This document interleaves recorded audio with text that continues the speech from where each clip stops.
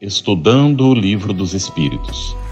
Um estudo sequencial da obra O Livro dos Espíritos de Allan Kardec. Essa é a nossa forma de transmitir esperança, conhecimento e alegria.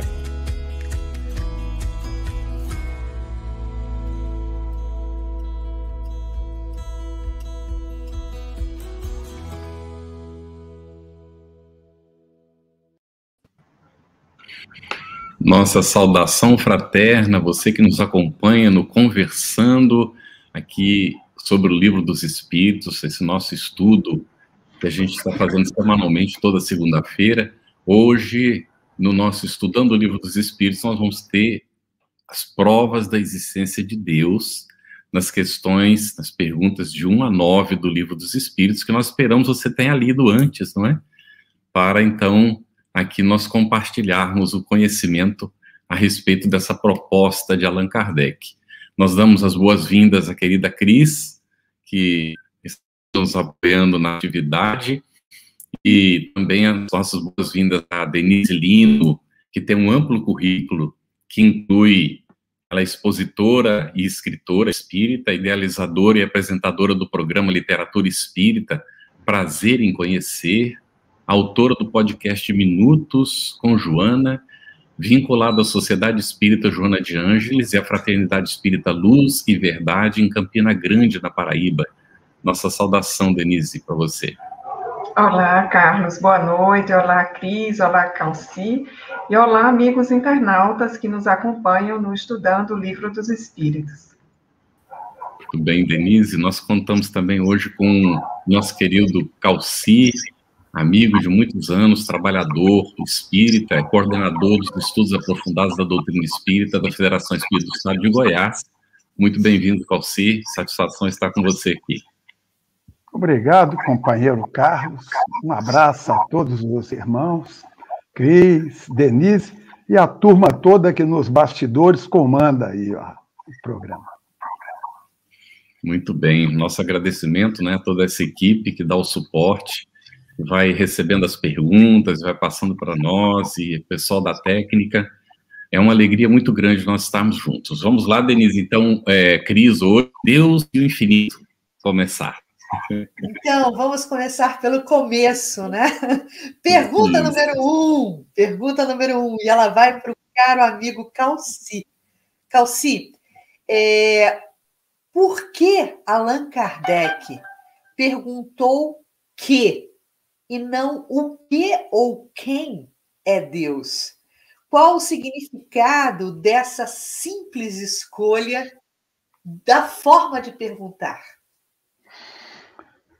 Tudo bom, Cris? É uma pergunta extraordinária que já dá o rumo daquilo que vai se falar a respeito de Deus. Eu não vou querer entrar aqui na análise morfológica ou sintática do o, do que, do quem. Não quero lembrar aqui uma adolescência cheia de zero. Mas a gente percebe que Allan Kardec, quando, em vez de colocar quem é Deus, que seria o natural, quando ele pergunta que é Deus, ele, na verdade, ele já estabelece a condição de que ele não está limitando a ideia de Deus como gente, como pessoa. Porque eu penso que, como os espíritos são muito diretos nas respostas, se ele iniciasse o Livro dos Espíritos perguntando quem é Deus, os espíritos talvez responderiam: Deus não é gente. Mataria a questão, ele teria que fazer uma nova questão.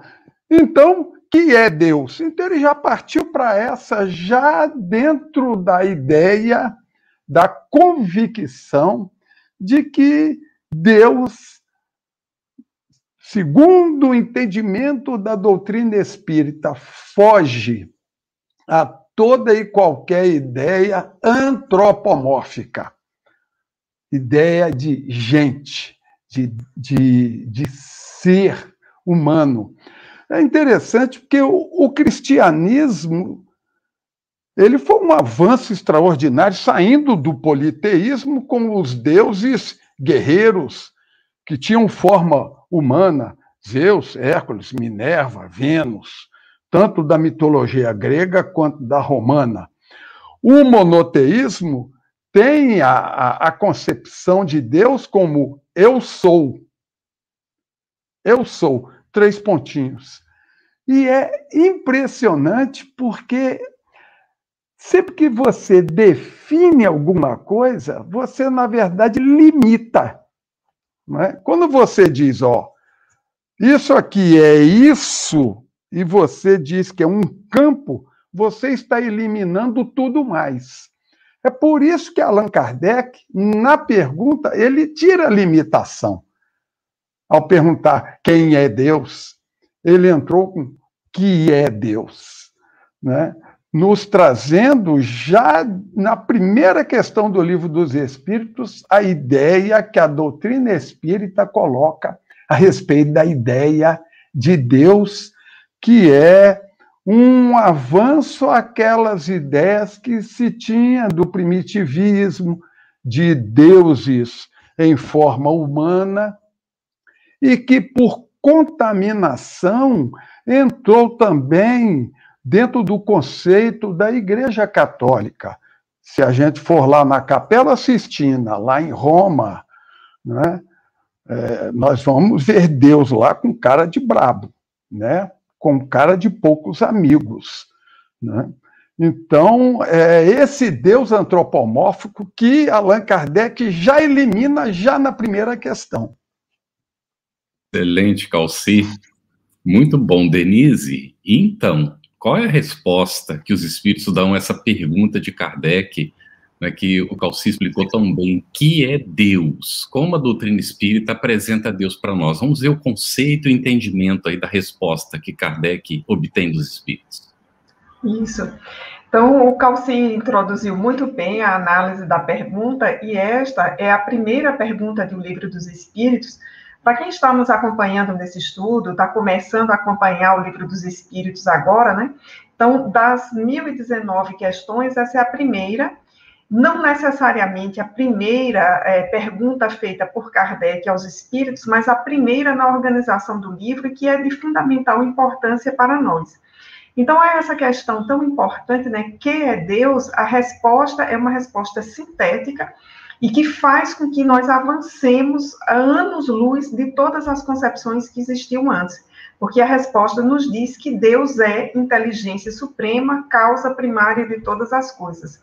Então, pegando um gancho na resposta do Calci, quando ele diz que, a partir de uma pergunta, nós podemos fazer uma identificação com um campo, com uma delimitação, vejamos que os espíritos, ao responderem a Kardec, eles ampliaram exponencialmente o conceito de Deus que nós tínhamos até aquele momento, porque sai de um conceito antropomórfico, de um Deus com desejos, de um Deus vingativo, para apresentar a noção de Deus como inteligência. Mas não é uma inteligência qualquer, é a inteligência primária e a causa de todas as coisas. Uma inteligência que é suprema, ou seja, que é soberana, que está além e que é a causa primária de todas as coisas. Então, talvez hoje, Carlos, quando a gente começa a lidar de forma mais recorrente com a chamada inteligência artificial, a chamada inteligência das coisas, inteligência das máquinas, nós começamos a vislumbrar, assim, no mínimo por cento, o que é essa inteligência sideral, que coordena com leis imutáveis, né? Esse estudo vai mostrar mais à frente as leis de Deus, e essa inteligência, ela é soberana e ela é o ponto inicial de tudo aquilo que nós conhecemos. Então, a doutrina dos espíritos nos traz essa definição que é bonita, que é científica e que, ao mesmo tempo, é simples de entender. Deus não é uma pessoa, Deus é uma inteligência que a tudo preside, a tudo organiza e a tudo sabe. Muito bom, Denise. Olha, com a sua resposta, as nossas dúvidas, elas não se estendem mais ao infinito. Eu quero pegar esse gancho do infinito para perguntar ao Calci o que é infinito e se nós poderíamos dizer que Deus é infinito, ou é o infinito? Está desdobrado na questão 2 e 3, não é? Eu tenho que a questão número 2, o que é o infinito, seja uma preparação para a pergunta número 3, quando ele vai indagar se Deus é o infinito. Antes dele indagar se Deus é o infinito, ele quer definir primeiro o que é infinito. Eu acho fantástico. Eu não sei, eu fico, às vezes, apostando para ver qual é o mais bonito, se é a pergunta ou se é a resposta, não é? Porque quando ele indaga o que é o infinito, os espíritos respondem aquilo que é óbvio para todos nós, né? Aquilo que não tem fim, infinito, não finito, não fim. Mas eles acrescentam, também não tem começo. Aí a gente encontra pessoas que dizem, impossível não haver alguma coisa que não tenha começo nem tenha fim. Existe. Criação nossa, até, do ser humano. Os números. Me diga o maior número que você tem aí, que eu vou te arrumar um maior do que ele. E a gente vai nesse crescendo, que a gente não vai chegar a um fim. E ao contrário também, abaixo do número 0, a gente vai ao infinito. Menos 1, menos 1, menos 1. Então, o ser humano criou algo infinito. Ora, quando ele pergunta se Deus é o infinito, esse artigo é uma beleza, esse artigozinho O que está aí. Deus é o infinito, ele não está perguntando se Deus é infinito. Ele está querendo fazer uma correspondência entre Deus e o infinito. E a resposta que os espíritos dão é: tudo aquilo que é desconhecido é para nós infinito. Ou seja, a gente considera as coisas que a gente não entende bem, nem o início nem o fim, como algo infinito.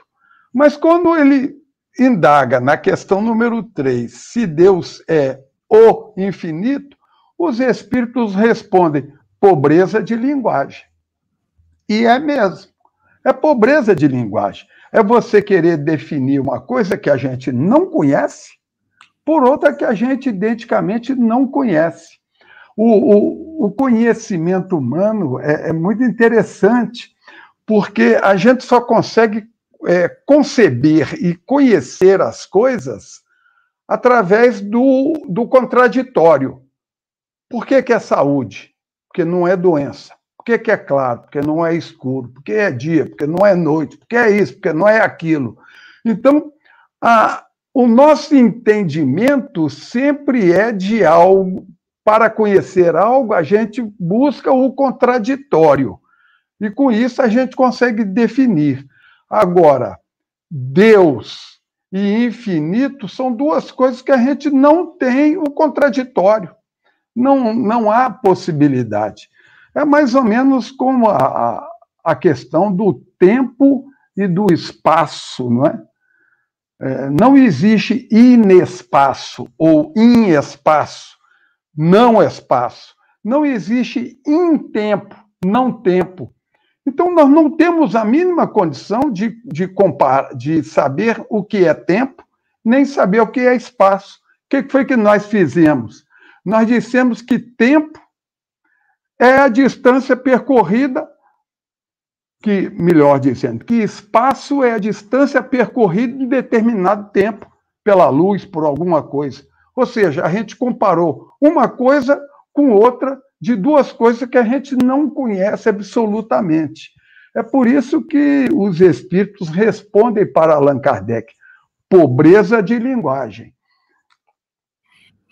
Nós ainda somos bastante limitados, né, para certos entendimentos. Estamos buscando, né, nos desenvolvendo. Nós vamos agora, para você que está acompanhando aí, para as questões 4 a 6, né? Entrando mais diretamente nas provas da existência de Deus. E, Denise, onde se pode encontrar a prova da existência de Deus? Ok, Carlos, antes de responder essa questão, eu queria destacar para quem nos acompanha que, embora nós estejamos numa parte extremamente filosófica do Livro dos Espíritos, que é toda a primeira parte do livro, as questões não são questões difíceis, são questões que nós nos colocamos em algum momento da vida e são formuladas de um modo fácil. Então, isso torna a leitura do Livro dos Espíritos muito encantadora. Só pegando um gancho aí na questão do Calci, eu também fico nessa dúvida, às vezes, o que é mais encantador? É a pergunta ou é a resposta? Porque eu me vejo muito em algumas questões, talvez não formulando, com certeza, com a capacidade de síntese de Kardec, mas há algumas questões que ele coloca que em algum momento da vida eu já me fiz também. Por exemplo, essa, onde encontrar a prova da existência de Deus? É uma pergunta que nós nos fazemos num momento de reflexão, num momento de vida em que nós estamos mais reflexivos, mais questionadores, num momento de dor, a gente precisa, inclusive, ter essa resposta, né, que nos aponte para algo em que nós possamos verificar com uma concretude, assim, onde encontrar as provas da existência de Deus. E Kardec faz essa indagação na questão de número 4. E a resposta é uma resposta para nos fazer pensar. E isso é o que eu quero chamar a atenção antes de ler aqui a resposta. Ela não vai fazer indicações aqui, ali ou acolá, mas vai nos fazer pensar para que nós encontremos, aqui já adiantando a conclusão, as provas da existência de Deus em todos os lugares. Porque a resposta que os espíritos dão a Kardec é: num axioma que aplicais às vossas ciências, não há efeito sem causa. Procurai a causa de tudo que não é obra do homem, e a vossa razão responderá. Fecha aspas aqui. Então, Carlos e amigos, eu acho essa resposta muito elucidativa e, ao mesmo tempo, muito provocativa, porque aqui nós já temos uma pista de como é o diálogo com os espíritos em O Livro dos Espíritos. As respostas também eram para fazer pensar. Então, onde estão as provas da existência de Deus? A resposta que nos vem é: como existe um efeito sem causa, o que significa dizer que nós estamos diante dos efeitos.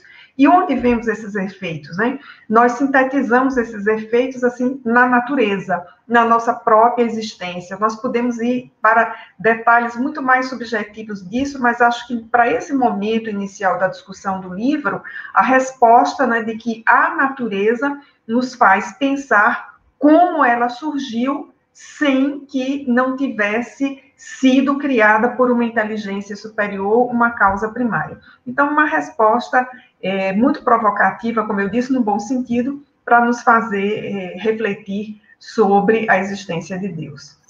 Denise, só um pouquinho, Cris. O Antônio Porto fez um comentário: nós somos a prova da existência de Deus, não é? E eu fiquei me lembrando de uma situação que narram, né, de uma pessoa muito, assim, dada por conhecedora, um sábio, e chega num homem simples do campo, não é? E vê que o homem, ele tem o hábito de ficar orando, agradecendo a Deus. Ele fica, então, ele diz assim: poxa, eu queria que você me demonstrasse, não é? Onde é que você está vendo Deus? Onde é que está Deus? E aí o homem disse assim: olha, sabe, eu na minha simplicidade, eu não saberia provavelmente lhe dizer, não é? Agora eu queria que o senhor me desse uma resposta. Se o senhor me der a resposta, aí talvez eu consiga lhe responder. Onde é que não está Deus? Então, a questão aí não é que é para a gente se perguntar. Não há necessidade, de fato, de provar que Deus existe diante de tanta evidência. A dificuldade é não ver. Mas nós precisamos amadurecer, né, para conseguir perceber. Vamos lá, Cris, desculpe. Vamos lá, e por isso tão importante essa postura, né, de convite à reflexão que Kardec adota desde o início, né, na sua abordagem do Livro dos Espíritos. Existe até uma piada que a gente faz, né, que vai introduzir, inclusive, a próxima pergunta que eu vou fazer para o Calci, Um ateu diz assim: eu sou ateu graças a Deus. Né? Então, Calci, esse sentimento inato, né? Esse sentimento íntimo que temos da existência de Deus, não poderia ser fruto da educação, da cultura, de ideias adquiridas exatamente por influência do meio social?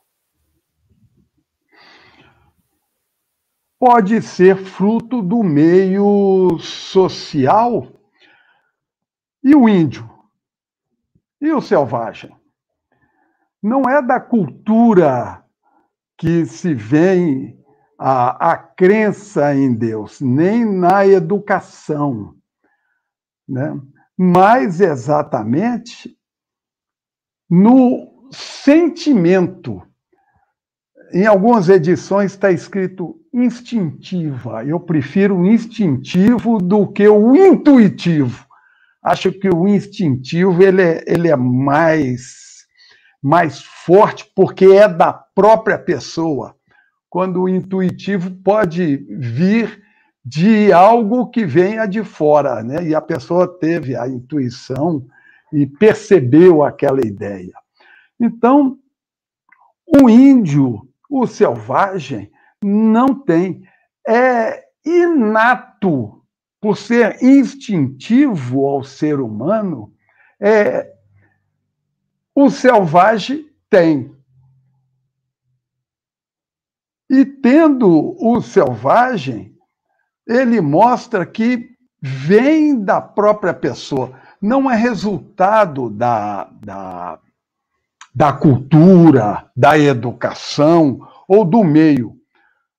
Eu penso que o contrário, a descrença em Deus, aí sim, essa é resultado do meio acadêmico, do meio social, é que vem quando a pessoa não tem ainda a convicção da existência de Deus em si. E aí ela pode entrar por dúvida dela, por arguição dela, ela entrar nessa situação de não perceber que está sendo levado a considerar algo que não está exatamente, que é contrário ao seu movimento instintivo.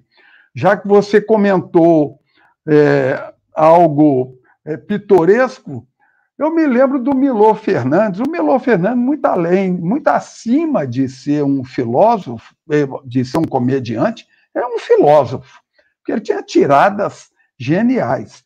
E era o Milor Fernandes que dizia: não há ateu em avião em pane. Você pode entrar materialista, mas se o avião der uma mínima sacudida lá em cima, instintivamente você pede auxílio a Deus. Então, o meio acadêmico, o meio social, a educação é que pode formatar a pessoa a descrer daquilo que instintivamente existe nela, não o contrário. Muito bom, excelente. Olha, aqui tem um comentário, não é? Deixa eu ver, o Ricardo pôs assim, ó: quando alguém diz não acredito em Deus, acredito numa força maior, talvez seja só uma questão, opa, pulou aqui, de palavras, né, provavelmente ele estava colocando, né, mas se a gente acredita numa força, está trocando o nome de Deus por força, não é isso? Simplesmente. Aqui o Ângelo também colocou: a dificuldade da crença em Deus deriva da ideia da igreja, que a igreja criou um Deus antropomórfico, e de fato muita gente se torna ateu, não é por um Deus inverossímil, não é? Que não faz muito sentido. E aí nós temos vários comentários interessantes aqui, o pessoal hoje está participando bastante aqui no chat, muito bom. Cris, vamos continuar então, das perguntas 7 a 9, não é? Vamos sim. Para Denise, a gente apresentaria essa questão. Denise, não estaria nas propriedades íntimas da matéria a causa primária da formação das coisas?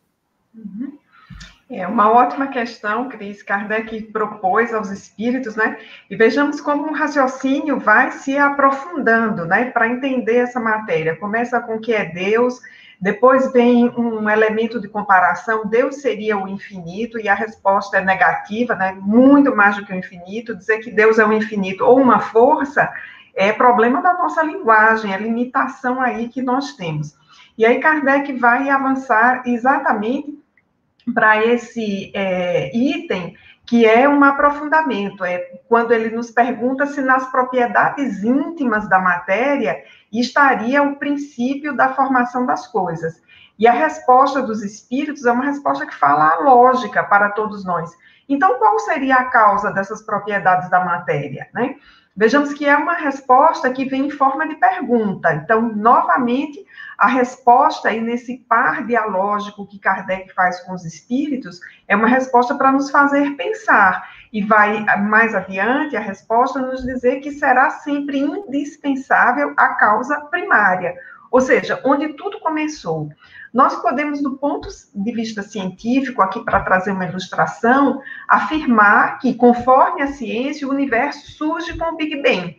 A pergunta vai se colocar da mesma forma: quem organizou o Big Bang, ou como se organizou, ou que força o organizou? Então, mesmo que, vejamos, com a explicação da ciência, chegando nesse nível aí, que é extremamente avançado, que é a descrição da origem do universo, nós vamos nos encontrar com essa questão feita por Kardec, e nós vamos entender que mesmo para esse evento, que é conhecido como o evento zero, do nosso ponto de vista científico, para a descrição do universo, mesmo esse evento, ele vai precisar que nós admitamos a existência de uma causa primária capaz de organizá-lo, e mais do que isso, gerenciá-lo no seu processo de evolução, de infinita modificação, para que nós tivéssemos a experiência de habitar neste universo.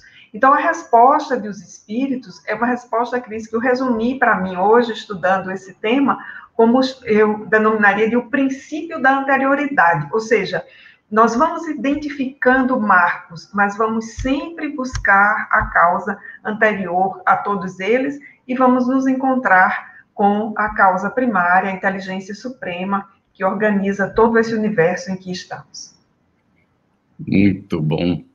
Nós temos aqui um comentário da Beth Laporte, que diz assim: estudar esta obra é uma bênção. Olha, fico a pensar onde não tem Deus, não é? De fato, é muito reflexivo. E como a Denise tem destacado, a resposta dos espíritos, ela é instigadora. Ao invés deles simplesmente responderem, eles colocam uma pergunta, às vezes, não é, de volta, para que a gente raciocine, para que nós usemos a nossa capacidade e busquemos o entendimento pelo esforço próprio. Então, eles não dão pronto simplesmente, não é?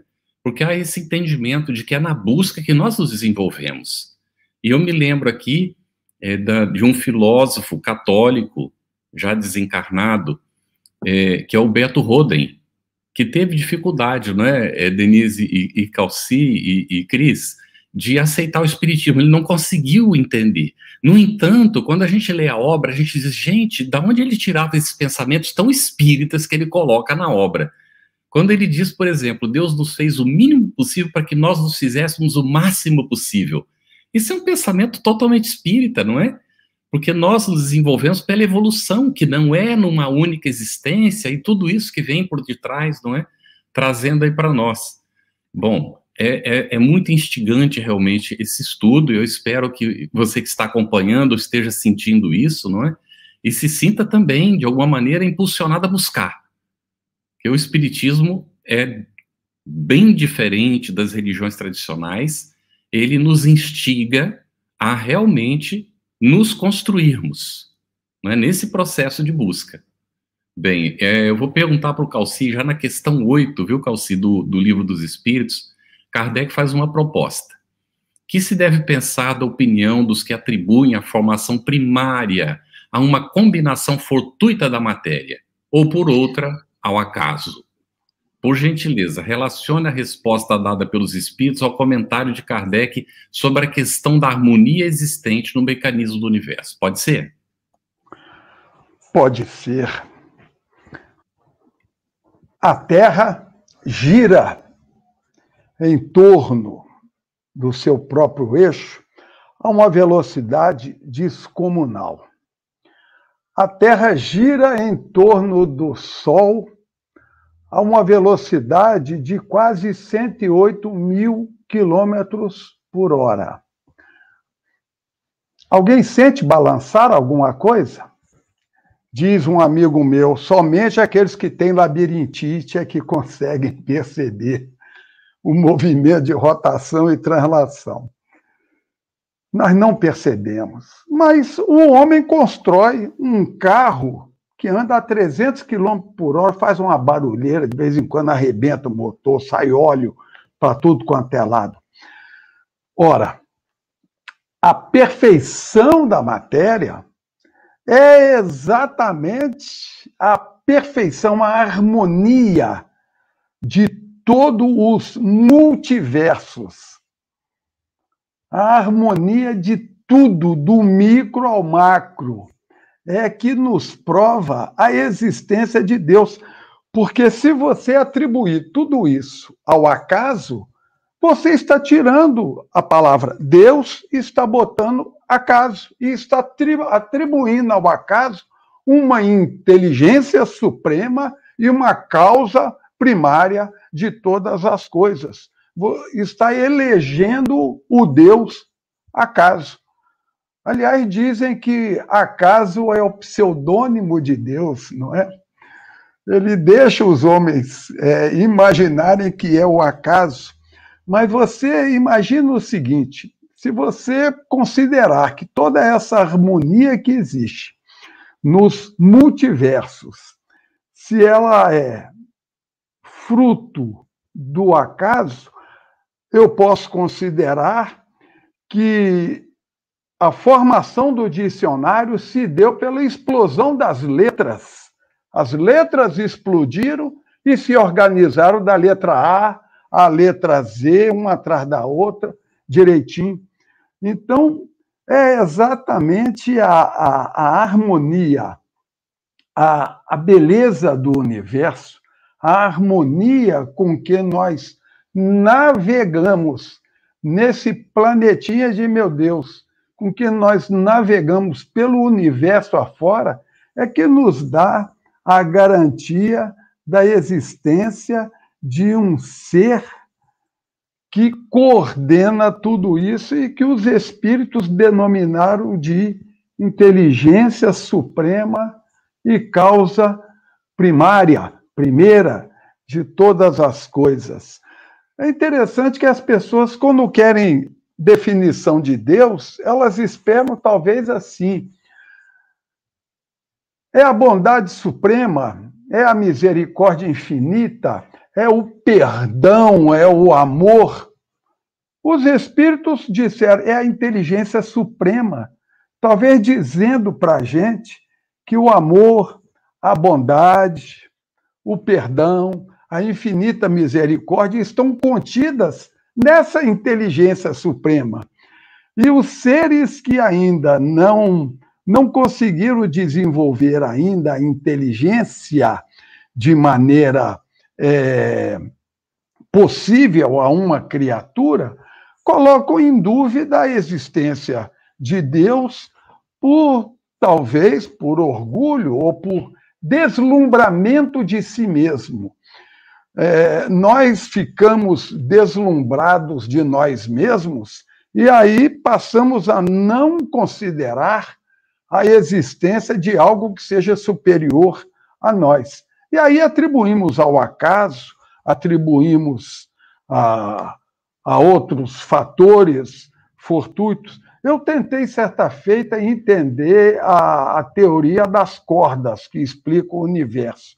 Você tem que partir de tanta premissa, de tanto dogma admitido pela ciência para você desenvolver o pensamento, que eu falei, não, é demais para mim. Eu prefiro acreditar na criação de Deus, é mais simples e atende o nosso instinto. Muito bom. Tem um comentário bastante interessante aqui, há um minuto atrás, Jorge Luiz Mendes, ele, de certa forma, reproduz o que o Calci colocou para a gente. O acaso, 8h34, o acaso é talvez o pseudônimo que Deus usa quando não quer assinar as suas obras. Né, Calci? É isso aí que você colocou para a gente também. Obrigada aí pelo reforço do Jorge Luiz. Agora, uma outra questão, Denise, que eu vou tentar dar desdobramento para você. Na verdade, Kardec fecha o tópico sobre as provas da existência de Deus com uma pergunta bastante desafiadora. Ele diz o seguinte: em que é que, na causa primária, se revela uma inteligência suprema e superior a todas as inteligências? Denise, como os espíritos e Kardec trataram essa questão, este tema? Isso, essa é uma questão muito importante e eu diria muito inteligente, Cris. Até para a gente entender, tem que ler várias vezes. Eu queria recuar um pouquinho para o internauta acompanhar o seguinte raciocínio. Verifique como essa proposição do Livro dos Espíritos sobre Deus ser inteligência suprema é uma proposição avançada do ponto de vista científico e uma proposição que nos faz sair do lugar comum de entender Deus, por exemplo, como disse o Calci, como a suprema misericórdia, para entendê-lo de forma mais completa e mais complexa. Vejamos que nós temos um substantivo, que é inteligência, e um adjetivo, que é suprema, inteligência suprema. Então, isso nos leva, traduzindo assim minimamente, a entender essa inteligência no máximo.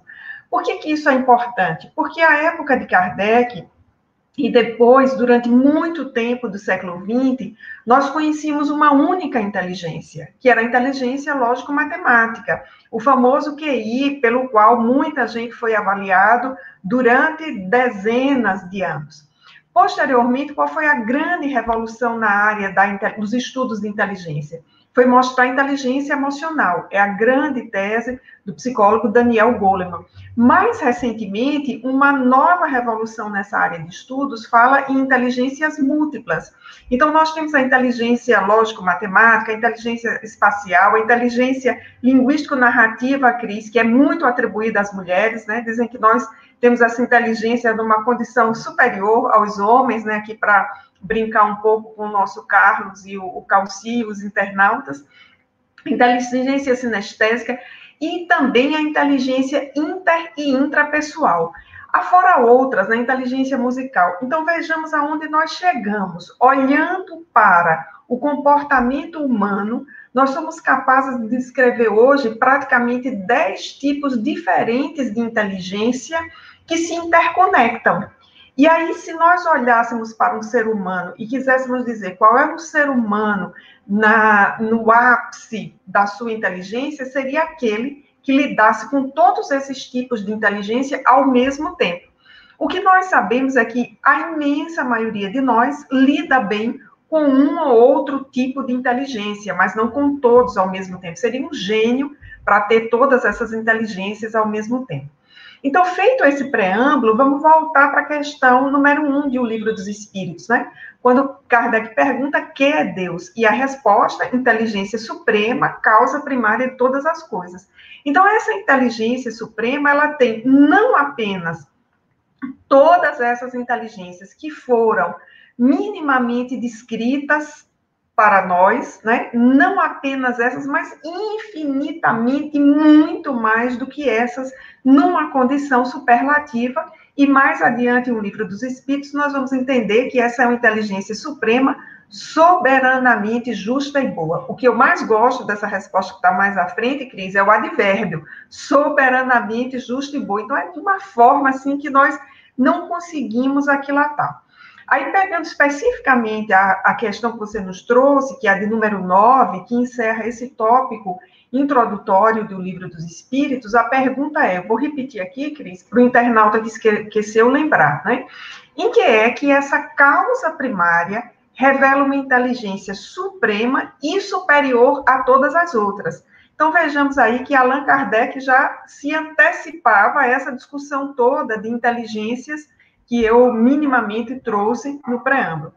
E aí a resposta é fantástica, porque é novamente uma resposta que nos faz pensar. E essa resposta vai se conectar com a resposta dada à questão número 4, que está um pouco adiante. Quem tiver com o livro é só voltar um pouco e recuar lá na questão 4. A resposta vai nos trazer para aquilo que é o conhecimento prático da vida. Vejamos que os Espíritos dizem, um provérbio vos diz, pela obra se reconhece o autor. E aí nós temos infinitos exemplos de situações nas quais nós vemos um determinado objeto, uma situação, uma obra de arte, não está assinada, mas é possível recuperar quem fez. O que se faz, por exemplo, no campo da pintura para se reconhecer uma obra quando é supostamente atribuída a um autor? Todo um estudo das características daquele autor, do que se chama o seu estilo, para verificar se aquela obra de fato traz as características daquele autor. Se a gente fosse para um campo científico, o que é um exame de DNA? Se não o reconhecimento de a quem pertence aquela sequência, né? Quando se faz um exame de DNA para reconhecimento de paternidade, por exemplo, aquela sequência de DNA pertence àquele suposto pai, àquela mãe ou não. Então, vejamos que nós temos toda a condição de reconhecer em que é que essa inteligência é suprema e é superior a todas as outras, quando nós olhamos tudo o que resulta dessa inteligência. Então, nós começamos com a natureza, que é uma observação simples, o dia, a noite, os ciclos da natureza, todos os processos. Nós avançamos e olhamos, como o Livro dos Espíritos vai nos trazer mais à frente, as leis morais. Então, nós temos aí a lei do trabalho, a lei do progresso, a lei de sociedade, a lei de reprodução, e de conservação, de destruição, de liberdade, nos mostrando essa inteligência suprema. Mas eu queria trazer aqui uma história que eu pensei que quase o Carlos ia contar, que é uma história que a gente contava muito quando evangelizava. Eu narrei essa história muitas vezes para várias gerações de evangelizandos. É uma história curtinha que o Espírito Meimei ditou a Chico Xavier. É uma história que o Espírito Meimei ambienta naquele mundo da Arábia, né? Então, aquele senhor muito simples, um árabe que conduzia camelos, que não tinha nenhum conhecimento de escrita, mas era profundamente reverente a Deus, porque ele enxergava Deus em todas as coisas. E o dono daquela companhia que atravessava o deserto era um homem muito soberbo, muito orgulhoso, e sempre questionava aquele seu fiel trabalhador, por que ele orava tanto? Um dia que ele podia provar que Deus existia. Aí a historinha traz várias evidências, muito poéticas e muito bonitas. Uma delas diz assim, ao receber um bilhete sem assinatura, consegue-se reconhecer a caligrafia a quem pertence? E todos nós conseguimos, se é a caligrafia de alguém da nossa intimidade. Se vês o barulho de animais em torno da tenda, como reconhecer que animal é? E a resposta é pelas pegadas. E aí a história termina dizendo que aquele simples condutor de camelos chama aquele senhor e diz, olhai para o céu à noite e vede as estrelas, como não admitir que elas são criadas por Deus?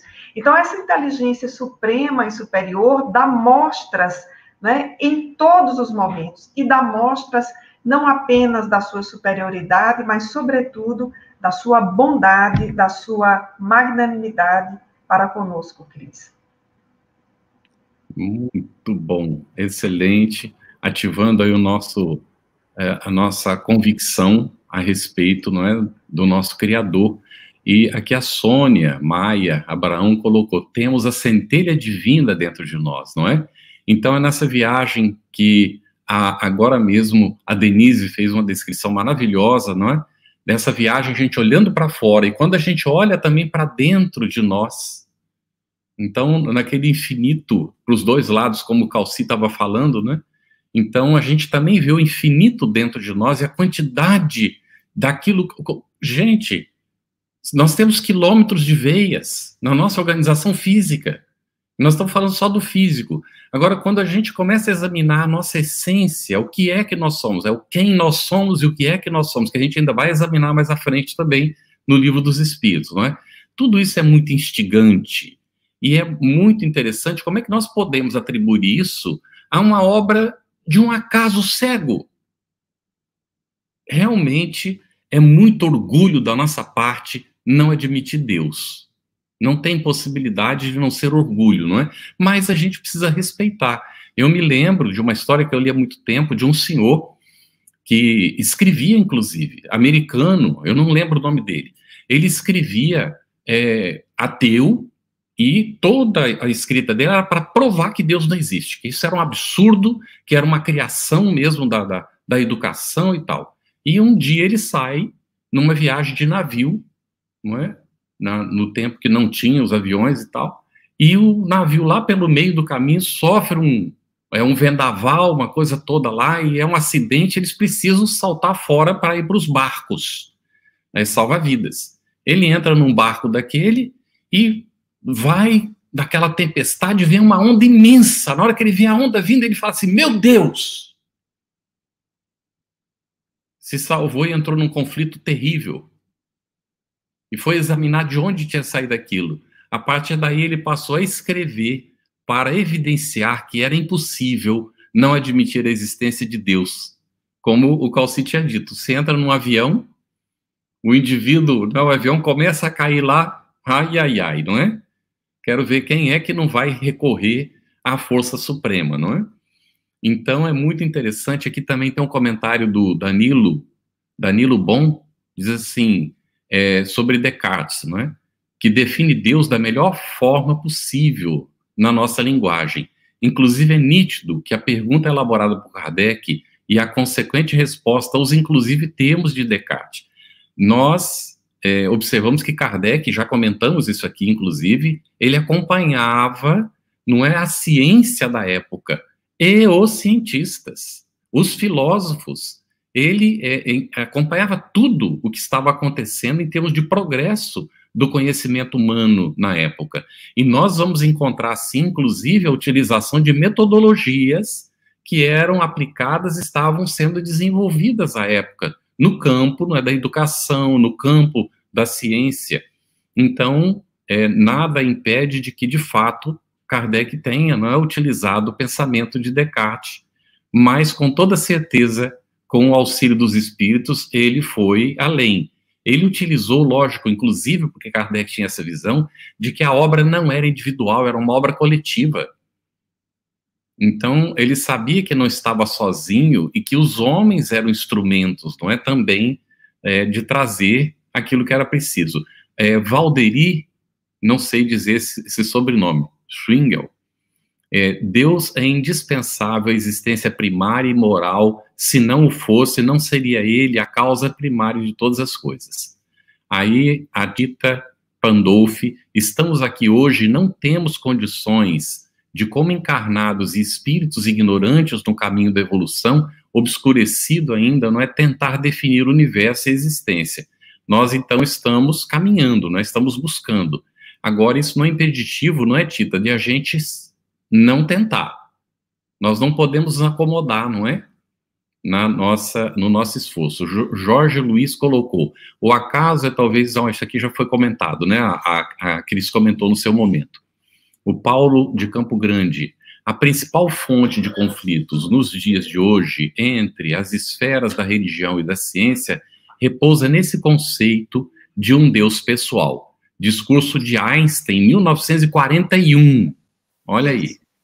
Que contribuição maravilhosa, não é, Cris? Carlos, sem querer te cortar, já que a gente está fazendo uma varredura nos comentários, vai lá. Antes da gente poder passar para a próxima pergunta, tem uma pontuação muito interessante de Ângelo Vital, aliás, que precedeu a essa do Einstein, quando ele nos lembra dessa fase de ruptura entre a ciência e a religião, né, e que Kardec apresenta como uma grande ponte nesse processo, né?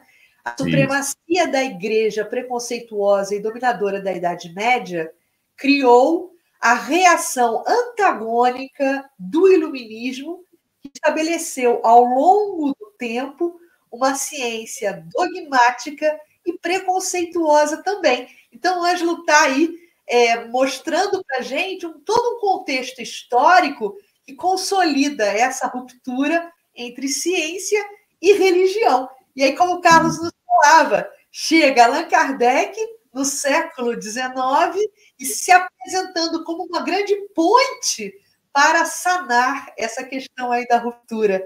Foi só essa parte aqui que eu achei que coincidia com a pontuação do Einstein também. Muito bom, Cris. Antes de passar para o que a gente tinha previsto, tem uma pergunta da Andréia Henriques aqui, que eu vou fazer para o Calci. Ela pergunta, é correto dizer que foi a vontade de Deus quando a pessoa faz uma escolha errada? A pessoa escolhe errado por vontade de Deus? Esta é uma discussão que já vem há longos anos entre arminianos e calvinistas do movimento evangélico. E é muito interessante a discussão, porque os calvinistas mais rigorosos, vamos dizer assim, eles entendem que Deus é o autor de tudo, inclusive do mal. Que se ninguém faz nada sem autorização e o planejamento de Deus antes, né, então seria Deus, na verdade, o autor do mal. Nós estamos aí remetendo a indagações que vêm do tempo de Santo Agostinho, do século IV. É delicioso entrar nesse assunto. Vale a pena. Agora, a conceituação espírita, ela varia um pouco dessa discussão nobre, edificante, elucidativa que a gente verifica hoje dentro do meio evangélico, entre arminianos, que adotam a postura mais do livre-arbítrio, e dos calvinistas, que apostam mais numa visão da predestinação de tudo. Deus predestina e ordena e pré-ordena tudo, inclusive o mal.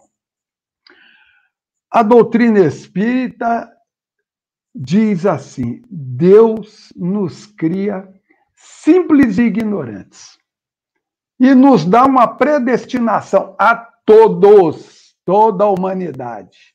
Você será perfeito. Essa é a predestinação que Deus coloca na existência de cada ser desde o início em que é criado. O caminho é seu. Deus te dá o livre-arbítrio e diz, segue o seu caminho. Deus confia tanto na gente, mas confia tanto que ele nos dá o livre-arbítrio e fica aguardando, porque sabe que nós vamos chegar lá. Porque nós somos criaturas dele. Quando o homem se apropria do mal e imagina que o mal seja o melhor caminho, ele está apenas, simplesmente, buscando o caminho do seu aperfeiçoamento. É preciso retroceder, aprender e continuar. A concepção espírita, ela abrange, portanto, de maneira maior a possibilidade da pessoa fazer o mal. O mal feito é a ação do homem. Emmanuel diz uma frase que eu acho lapidar, dentre milhares que ele diz. Ele diz o seguinte: Deus criou o livre-arbítrio e o homem criou o determinismo. Nós nos vinculamos àquilo que nós fazemos. Então, aquilo que é o mal, que prejudique a alguém ou a nós próprios, teremos a oportunidade de corrigir lá adiante. Temos a oportunidade. Então, a doutrina espírita, ela olha de maneira mais geral, abrangendo N encarnações, em que, mesmo praticando o mal, a pessoa tem a possibilidade de se corrigir e, um dia, atingir o pensamento, a sua ideia de que ele é criatura de Deus e seguir o seu caminho. Isso está muito bem representado numa parábola de Jesus, do filho pródigo. Errou, cometeu o erro, um dia ele cai em si. Ô, frasezinha bonita, caiu em si.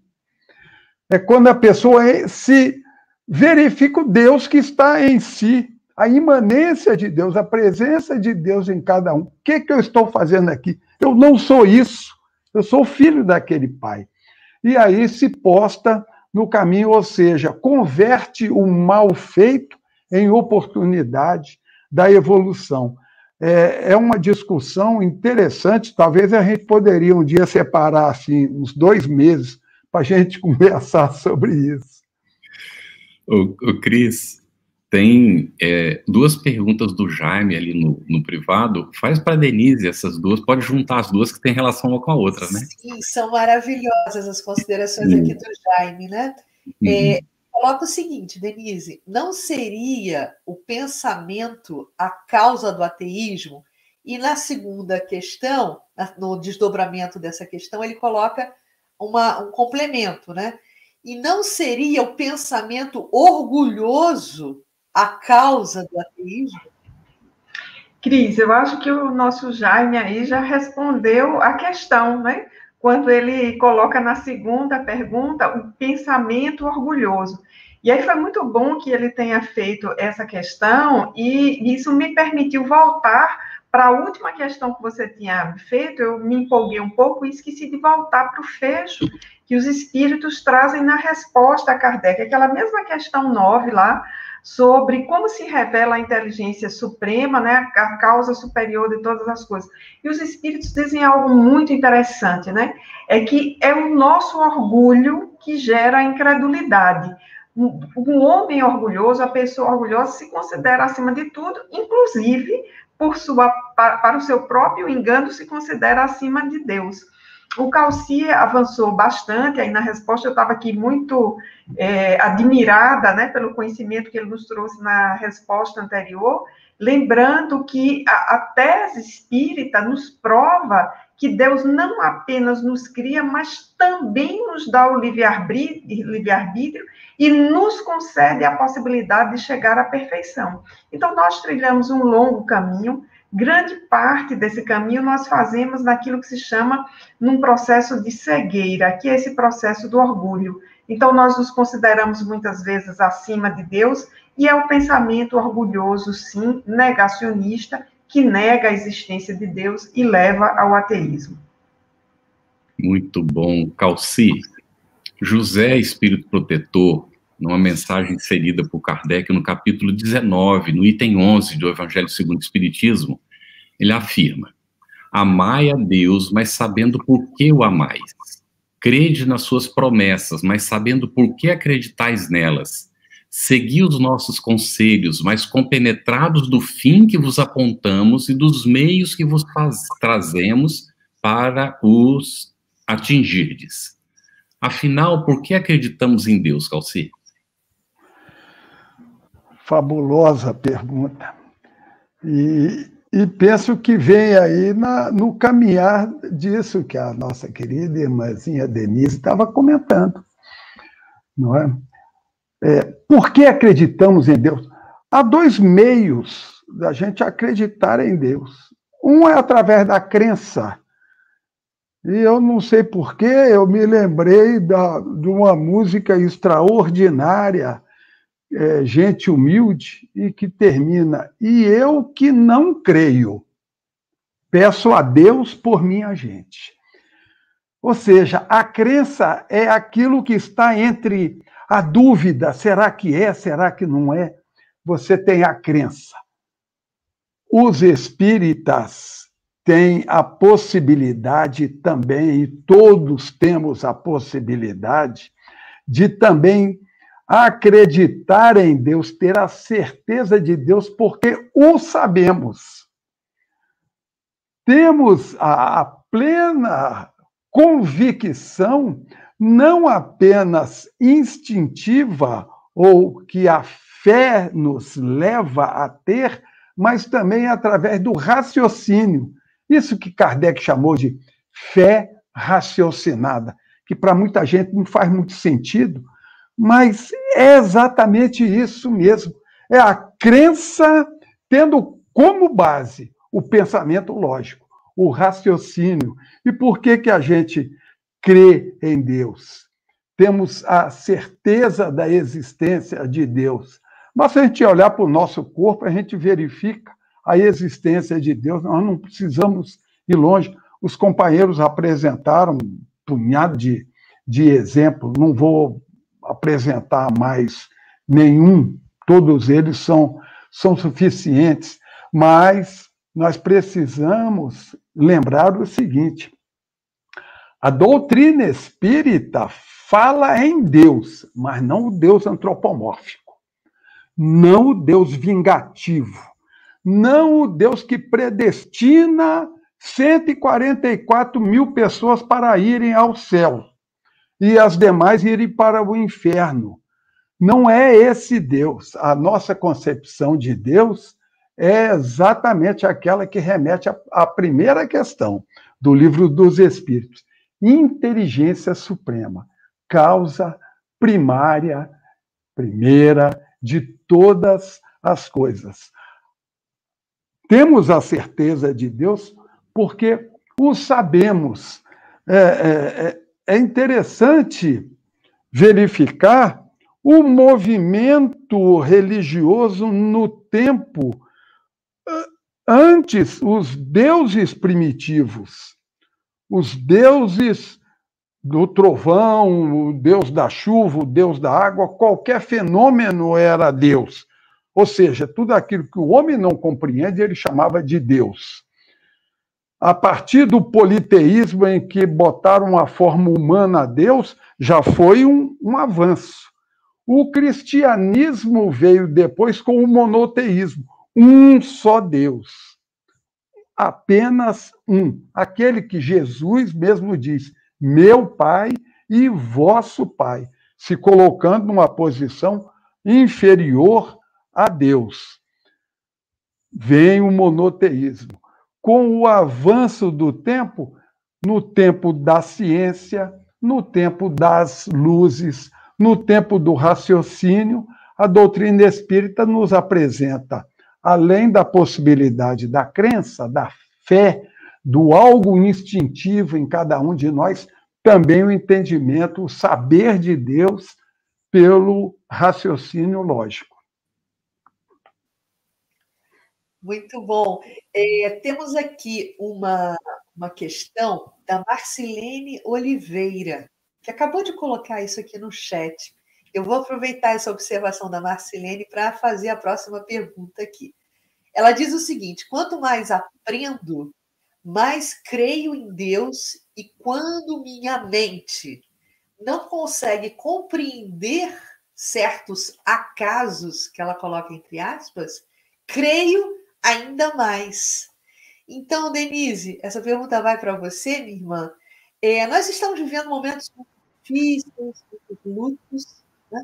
É realmente um momento muito desafiador para todos nós. E essa ideia e a certeza da existência de Deus é, por si só, uma questão e uma convicção muito consoladora. Mas o que eu gostaria de te perguntar é como perceber, Denise, a existência de Deus na minha vida, de uma forma aproximada. Cris, eu vou pegar a resposta aí da internauta, Marcilene, é isso? Isso. Vou fazer um Ctrl+V, Ctrl+C aqui da resposta dela.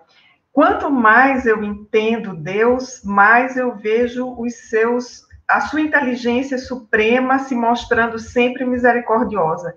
E quando eu não entendo os acasos, aí é que eu percebo Deus. Vou me apropriar dessa resposta porque foi perfeita.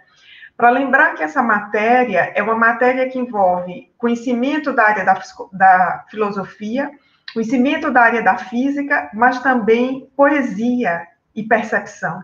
Então, nós enxergamos Deus em nossas vidas, e eu posso falar isso por mim, desde aquilo que o Carlos lembrou ontem, né, os quilômetros de veias, né, a forma como o sangue está distribuído no corpo, mas o fato de ter duas vistas, de modo que se uma ficar prejudicada, a outra pode superar, né? Quem é míope sabe bem disso, aqui eu estou olhando para os 4 nessa tela, os 4 usam óculos, né? Então, a gente percebe como um olho compensa o outro, 2 pulmões. Então, assim, o corpo humano é essa máquina perfeita, considerada a máquina mais perfeita que existe, né? A ponto de inspirar o funcionamento de computadores. O que é um computador, se não uma analogia em relação ao funcionamento do corpo humano. Então, eu percebo Deus em mim, no corpo humano, percebo na natureza, mas percebo muito, Cris, naquilo que eu chamo de o engendramento da vida. Eu não poderia ter feito minha vida melhor em nenhum momento, e quando eu olho para ela, eu vejo aquela mão invisível lá, daquela prece bonita, pegadas na areia, sempre me conduzindo, e sei que conduziu a cada um de nós que está acompanhando essa live. Então, percebo Deus nessas pegadas da vida, nessas marcas. Olha só, gente, que coisa interessante. A Nail Duque, de São Paulo, que está acompanhando pela Mansão do Caminho, ela fez uma pergunta muito relacionada com essa que a Cris apresentou agora. Meditar, isso é para o Calci, tá, Calci? Meditar é uma maneira, ou a única maneira de encontrar o Deus que existe dentro de mim? Talvez seja uma forma por excelência, mas não é única, não é? Nós ocidentais não temos muito hábito da meditação, não é? Os companheiros do Oriente e tal têm mais tem uma vida mais introspectiva e tal. Nós ocidentais, a gente se perde na periferia dos assuntos e raramente a gente marca um encontro com a gente mesmo. A gente marca encontro com todo mundo, né? Conversa com todo mundo e raramente, eu estou falando por mim, não sei vocês, marco um encontro comigo mesmo para saber como é que você vai, como é que vai esse Deus que está dentro aí de você e tal. Né? Então, a meditação é o meio por excelência, talvez seja, mas há outros também. Eu me recordo aqui do professor Hinaldo Lacerda Lima, que o Carlos conheceu, um trabalhador da Federação Espírita Brasileira, um homem espetacular, com várias obras e tudo mais. Ele era colega de trabalho do meu pai, e ele era ateu e materialista, né? Porque o Deus que ele tinha era aquele Deus vingativo. A ideia que ele tinha recebido a respeito de Deus era essa, e ele não se conformava com isso. Ao conhecer a doutrina espírita, não precisou ler muita coisa, e ele descobriu aquele Deus que habita nele, habita em todos, e aí, em busca desse Deus, foi que ele conseguiu se encontrar através da fé. A doutrina espírita tem por objetivo isso, suscitar dentro de nós mesmos, a gente procurar em nós o Deus que habita em nós. A maneira, muitas das vezes, pode ser através da meditação, mas muitas das vezes vem através de um irmão, às vezes, e quase sempre, vem através de um acaso. Às vezes, vem através de outros meios e até mesmo da dor, que a gente, às vezes, não entende, né, a dor. Há pessoas que deixaram a religião, participante de outros segmentos do cristianismo, que abandonaram porque aconteceu uma dor enorme na vida deles, e eles disseram, Deus não poderia ter feito isso. Então, Deus não existe. Como Deus não poderia ter feito isso, porque eu sempre fui muito correto, então Deus não existe. Esse é o momento da gente buscar na meditação e na fé a presença e a existência de Deus. Tudo que acontece na vida de cada um de nós visa o nosso aperfeiçoamento, ainda que seja dor. Muito bom. Muitos nossos agradecimentos profundos. Denise, suas palavras finais. Hoje nós temos um tempinho, dá para fazer um breve comentário cada um, por gentileza. Carlos, eu quero agradecer imensamente ao convite de estar aqui. Foi uma oportunidade de reestudo dessa parte inicial do Livro dos Espíritos, isso é muito bom. Quero estimular quem esteja nos acompanhando nesse estudo a prosseguir, faça as suas leituras, acompanhe os estudos aqui, porque a doutrina dos Espíritos é aquilo que nós definimos como uma doutrina letrada, ou seja, é uma doutrina que está nos livros. Não é uma doutrina a partir da opinião de alguém, é uma doutrina de investigação. Então, essa demanda do estudo é uma demanda nossa. E esse programa aqui visa exatamente favorecer esse processo de imersão na doutrina dos Espíritos. Então, eu desejo muito êxito a todos, estou muito feliz e muito agradecida pela oportunidade de ter vindo essas 3 últimas lives aqui, encontrar com vocês, que são grandes amigos desde já. Nós vamos te dar uma folga, mas vamos voltar a te convidar, tá bem? Tá bom, eu ficarei muito feliz. Uma satisfação muito grande. Calci, por favor, sua despedida.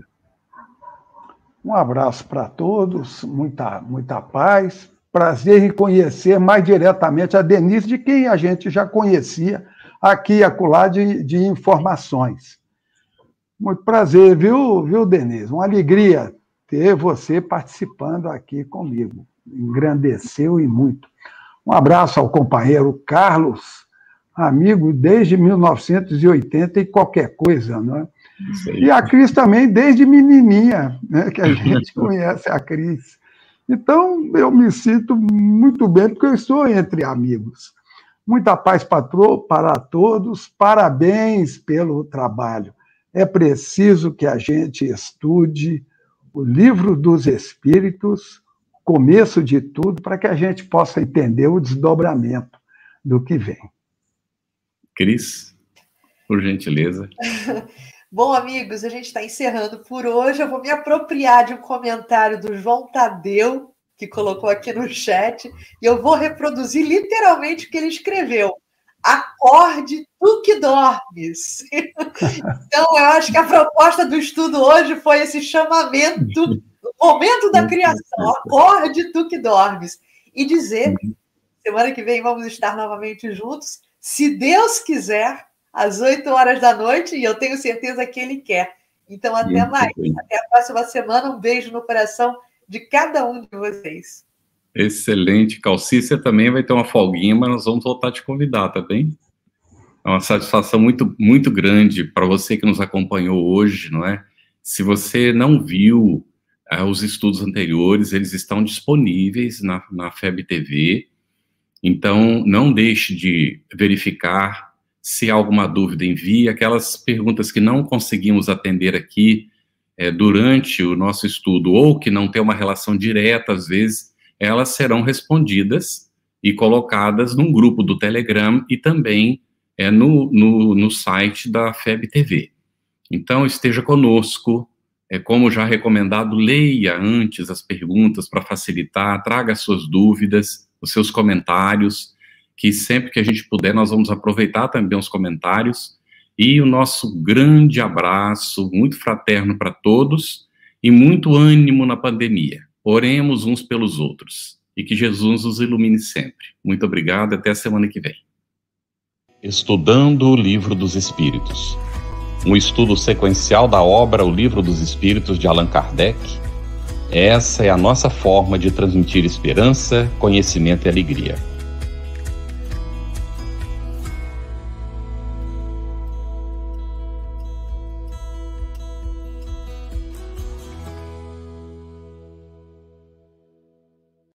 Aproveitando a minha expressão de gratidão, dizer que tu continues a participar, colaborando tanto quanto possível, para que esta proposta de amor e de paz continue a celebrar a vida por mais longos anos, porque a necessidade do mundo é impiedosa, crescente. E nós não podemos, que vivemos o bem, ficarmos ociosos, parados e contemplando, achando que Deus vem fazer aquilo que nós precisamos fazer.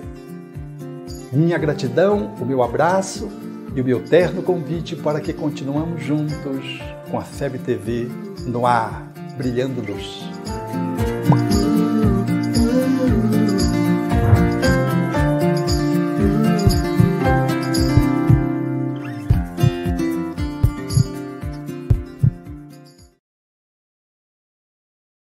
Conheça a Federação Espírita Brasileira, que busca mostrar quem ela é. O trabalho realizado por meio desta instituição centenária, trazendo você para dentro da nossa casa. Como surgiu a Federação Espírita Brasileira? De Augusto Elias, o seu fundador, aos dias de hoje, o que ocorreu? Quem foram e quem são os vultos que fizeram e fazem parte desta história? Qual a relação de nomes como Chico Xavier, Bezerra de Menezes, Ivone Pereira com esta instituição? Qual a sua missão? Como ela atua na formação do homem de bem? Apresentaremos a Federação Espírita Brasileira em formato dinâmico com vídeos, depoimentos, postagens históricas, áudios. Conheça e faça parte desta família.